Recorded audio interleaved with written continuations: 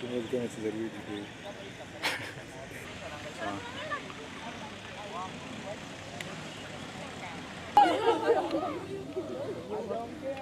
Mimi kitu naanguka kama Ni wewe. sina kuja mbele.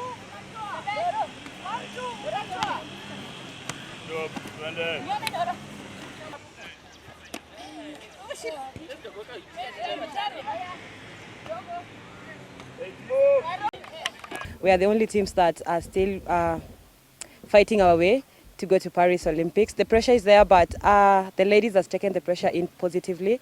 We know that we have a lot to give and a lot to take from the Olympics, so we are ready. We really came prepared, and me and Janet flew all the way from Japan to come and support our team. We are playing for us, we are playing for the ladies, we are playing for Kenya Lionesses. Tokyo Olympics was a little bit emotional for us because half of our team was quarantined and we were able to come back together one day to the games. The team is very motivated.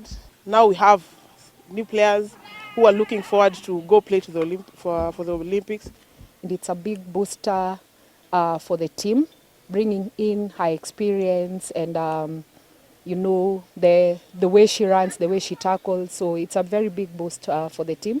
We've not been able to have her in the last two Challenger series, and we know with her and other players, they're going to complement each other towards the win.